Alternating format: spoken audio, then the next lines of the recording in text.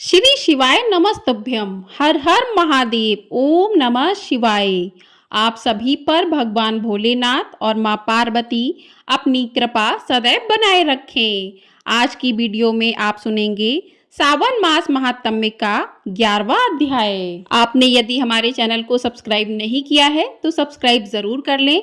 आपको हमारे चैनल पर सावन मास की कथाएं सुनाई जा रही हैं, तो चैनल को सब्सक्राइब जरूर कर लीजिए। आज की वीडियो में आप सावन महात्म्य की कथा के साथ ही भगवान शिव द्वारा भगवान राम अवतार की कथा का वर्णन भी सुनेंगे। तो आप लोग वीडियो को पूरा जरूर देखिएगा। वीडियो पसंद आए तो वीडियो को लाइक जरूर कर दीजिएगा। तो चलिए आज के सावन महात्म्य की कथा शुरू करते हैं। आज के अध्याय में रोटक तथा उदुम्बर व्रत का वर्णन किया गया है। सनत कुमार बोले कि हे देव, श्रावण मास के वारों में सभी व्रतों को मैंने आपसे सुना, किंतु आपके वचनामृत का पान करके मेरी तृप्ति नहीं हो रही।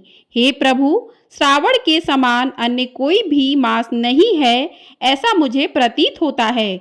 अतः आप तिथियों का महत्व भी बताइए। तभी ईश्वर बोले कि हे सनत कुमार, मासों में कार्तिक मास श्रेष्ठ है। उसे भी श्रेष्ठ माघ कहा गया है। उस माघ से भी श्रेष्ठ बैसाख है और उससे भी श्रेष्ठ मार्गशीर्ष है, जो श्री हरि को अत्यंत प्रिय है। विश्व रूप भगवान से उत्पन्न होने से ये चारों मास मुझे प्रिय हैं, किंतु 12 मासों में श्रवण तो साक्षात शिव का रूप है। हे सनत कुमार, श्रावण मास में सभी तिथियां व्रत युक्त हैं, फिर भी मैं उनसे प्रधान रूप से कुछ उत्तम तिथियों को आपको बता रहा हूँ। सर्वप्रथम मैं तिथि तथा वार से मिश्रित व्रत आपको बताता हूँ। श्रावण मास में जब प्रतिपदा तिथि में सोमवार हो तो उस महीने में 5 सोमवार पड़ते हैं। उस श्रावण मास में मनुष्यों को रोटक नामक व्रत करना चाहिए। यह रोटक नामक व्रत 3.5 महीने का भी होता है। यह लक्ष्मी की वृद्धि करने वाला तथा सभी मनोरथों की सिद्धि करने वाला है। हे मुने, मैं उसका विधान बताऊंगा, आप सावधान होकर सुनिए। श्रावण मास के शुक्ल पक्ष में प्रतिपदा तिथि को जब सोमवार हो, तब विद्वान प्रातःकाल यह संकल्प करें कि मैं आज से आरंभ करके रोटक व्रत करूंगा। हे सुरश्रेष्ठ, हे जगत गुरु, मुझ पर कृपा कीजिए। उसके बाद अखंडित बिल्व पत्रों, तुलसी दलों, नीलोत्पल, कमल पुष्पों, कलहार पुष्पों, चंपा तथा मालती के पुष्पों, गोविंद पुष्पों, आक के पुष्पों, उस ऋतु तथा काल में होने वाले नानाविध अन्य सुंदर पुष्पों, धूप दीप नैवेद्य तथा नाना प्रकार के फलों से शूलधारी महादेव की प्रतिदिन पूजा करनी चाहिए। विशेष रूप से रोटकों का प्रधान नैवेद्य अर्पित करना चाहिए। पुरुष के आहार प्रमाण के समान 5 रोटक बनाने चाहिए। बुद्धिमान को चाहिए कि उनमें से 2 रोटक ब्राह्मणों को दें, 2 रोटक का स्वयं भोजन करें और 1 रोटक देवता को नैवेद्य के रूप में अर्पित करें। बुद्धिमान को चाहिए कि शेष पूजा करने के अंतर्गत अर्घ्य प्रदान करें। केला, नारियल, जमीरी, नींबू, बीज पूरक, खजूर, ककड़ी, दाख, नारंगी, बिजौरा, नींबू, अखरोट, अनार तथा अन्य जो भी ऋतु में होने वाले फल हों, वे सब अर्घदान में प्रशस्त हैं। उस अर्घदान का फल सुनिए। 7 समुद्र सहित पृथ्वी का दान करके मनुष्य जो फल प्राप्त करता है, वही फल विधान पूर्वक इस व्रत को करके वह पा जाता है। विपुल धन की इच्छा रखने वालों को यह व्रत 5 वर्ष तक रखना चाहिए। इसके बाद रोटक नामक व्रत का उद्यापन कर देना चाहिए। उद्यापन कृत्य के लिए सोने तथा चांदी के 2 रोटक बनाएं। प्रथम दिन अधिवासन करके प्रातःकाल शिव मंत्र के द्वारा घृत तथा उत्तम बिल्व पत्रों से हवन करें। हे दास, इस विधि से व्रत के संपन्न किए जाने पर मनुष्य सभी वांछित फलों को प्राप्त कर लेता है। हे सनत कुमार, अब मैं द्वितीया के शुभ व्रत का वर्णन करूंगा, जिसे श्रद्धा पूर्वक करके मनुष्य लक्ष्मीवान तथा पुत्रवान हो जाता है। औदुम्बर नामक वह व्रत पाप का नाश करने वाला है। शुभ सावन का महीना आने पर द्वितीया तिथि को प्रातःकाल संकल्प करके बुद्धिमान को विधि पूर्वक व्रत करना चाहिए। इस व्रत को करने वाला स्त्री हो या पुरुष, वह सभी संपदाओं का पात्र हो जाता है। इस व्रत में प्रत्यक्ष गूलर के वृक्ष की पूजा करनी चाहिए, किंतु गूलर वृक्ष ना मिलने पर दीवार पर वृक्ष का आकार बनाकर इन 4 नाम मंत्रों से उसकी पूजा करनी चाहिए। हे उदुम्बर आपको नमस्कार है, हे हेमपुष्पक आपको नमस्कार है, जंतु सहित फल से युक्त तथा रक्त अंडतुल्य फल वाले आपको नमस्कार है।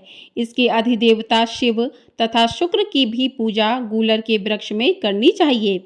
इसके 33 फल लेकर 3 बराबर भागों में बांट लेना चाहिए। इनमें से 11 फल ब्राह्मण को प्रदान करें, 11 फल देवता को अर्पण करें और 11 फलों का स्वयं भोजन करें। उस दिन अन्न का आहार नहीं करना चाहिए।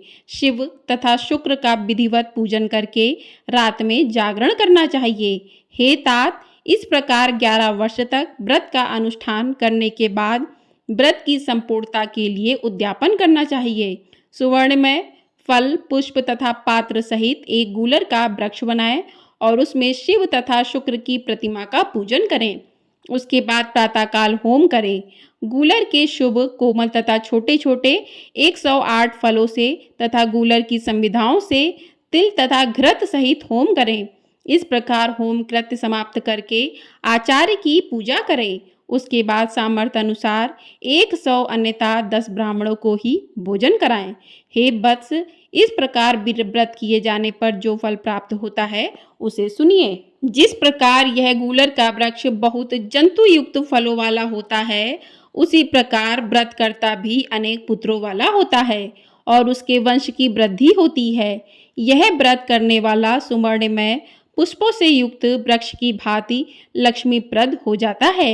हे सनत कुमार, आज तक मैंने किसी को भी यह व्रत नहीं बताया था। गोपनीय से गोपनीय इस व्रत को मैंने आपके समक्ष कहा है। इसके विषय में संशय नहीं करना चाहिए और भक्तिपूर्वक इस व्रत का आचरण करना चाहिए।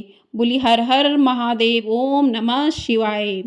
इस प्रकार श्री स्कंद पुराण के अंतर्गत ईश्वर सनत कुमार संवाद में श्रावण मास महात्म्य में प्रदीपद रोटक व्रत द्वितीयोदुम्बर व्रत कथन नामक 11वां अध्याय पूर्ण हुआ। बोली हर हर महादेव, ओम नमः शिवाय। इस प्रकार से सावन महात्म्य का 11वां अध्याय पूर्ण होता है। आइए अब सुनते हैं कि भगवान शिव ने माँ पार्वती को राम अवतार की कथा किस प्रकार से सुनाई थी, उसको सुनते हैं।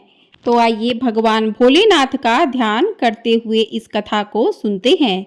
महादेव जी को एक बार बिना कारण के किसी को प्रणाम करते देखकर माता पार्वती जी ने पूछा कि आप किसको प्रणाम करते रहते हैं। शिव जी पार्वती जी से कहने लगे कि हे देवी, जो व्यक्ति एक बार राम कहता है उसे मैं 3 बार प्रणाम करता हूँ। तभी फिर पार्वती जी ने एक बार फिर से शिव जी से पूछा कि आप शमशान में क्यों जाते हैं और ये चिता की भस्म शरीर पे क्यों लगाते हैं। उसी समय शिव जी पार्वती जी को शमशान ले गए। वहां एक शव अंतिम संस्कार के लिए लाया गया। लोग राम नाम सत्य है कहते हुए शव को ला रहे थे। तभी शिव जी ने कहा कि देखो पार्वती, इस शमशान की ओर जब लोग आते हैं तो राम नाम का स्मरण करते हुए आते हैं और इस शव के निमित्त से कई लोगों के मुख से मेरे अति प्रिय दिव्य राम नाम निकलता है।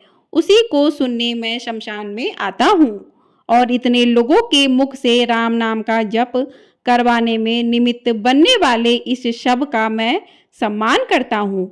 इसको मैं प्रणाम करता हूँ और अग्नि में जलने के बाद उसकी भस्म को अपने शरीर पर लगा लेता हूँ। राम नाम बुलवाने वालों के प्रति मुझे अगाध प्रेम रहता है। तभी एक बार जब शिव जी कैलाश पर पहुँचे और पार्वती जी से भोजन मांगा, तभी पार्वती जी विष्णु सहस्त्र नाम का पाठ कर रही थीं। पार्वती जी ने कहा कि अभी पाठ पूरा नहीं हुआ है, कृपया आप थोड़ी देर प्रतीक्षा कीजिए। तभी शिव जी ने कहा कि इसमें तो समय और श्रम दोनों लगेंगे। संत लोग जिस तरह से सहस्त्र नाम को छोटा कर लेते हैं और नित्य जपते हैं, वैसा ही उपाय कर लो। तभी पार्वती जी ने पूछा, वो उपाय कैसे करते हैं, मैं सुनना चाहती हूँ। तभी शिव जी ने बताया कि केवल एक बार राम कह लो, तुम्हें सहस्त्र नाम भगवान के 1000 नाम लेने का फल मिल जाएगा। एक राम नाम हजार दिव्य नामों के समान है। पार्वती जी ने वैसा ही किया। पार्वती उवाच केनोपायन लघुना विष्णुर्नाम सहस्त्रकं पठते पंडित नेत्रिनियम श्रोतुमिच्छाभ्यम प्रभो। तो ईश्वर उपवाच है कि श्री राम राम रामेति रमे रामे मनोरमे सहस्त्र नाम ततुल्यम राम नाम वरानने। यह राम नाम सभी आपदाओं को हरने वाला, सभी संपदाओं को देने वाला दाता है, सारे संसार को विश्राम शांति प्रदान करने वाला है। इसलिए मैं इसे बार बार प्रणाम करता हूँ। भव सागर के सभी समस्याओं और दुख के बीजों को भूंज के रख देने वाला, समूल नष्ट कर देने वाला, सुख संपत्तियों को अर्जित करने वाला, यमदूतों को खदेड़ने भगाने वाला केवल राम नाम का जप ही है। भर्जनम भव बीजा नाम अर्जनम सुख संपदाम तर्जनम यमदूता नाम राम रामेति गर्जनम। प्रयास पूर्वक स्वयं भी राम नाम जपते रहना चाहिए और दूसरों को भी प्रेरित करके राम नाम जपवाना चाहिए। इससे अपना और दूसरों का तुरंत कल्याण हो जाता है। यही सबसे सुलभ और अचूक उपाय है। इसलिए हमारे देश में प्रणाम भी राम राम कहकर ही किया जाता है। बोलिए भगवान राम की जय, बोलिए भगवान शिव शंभू की जय, बोलिए माँ पार्वती की जय। तो इस प्रकार से भगवान शिव ने माँ पार्वती को राम नाम का महत्व समझाते हुए ये कथा सुनाई थी। आपको ये वीडियो पसंद आई हो तो वीडियो को लाइक और चैनल को सब्सक्राइब ज़रूर कर दीजिएगा। आपको हमारे चैनल पर इसी प्रकार सावन महात्म्य से जुड़ी कथाएं सुनने को मिलेंगी, तो चैनल को सब्सक्राइब ज़रूर कर लीजिएगा और कमेंट बॉक्स में राम राम जय शिव शंभू अवश्य लिखिएगा। हर हर महादेव।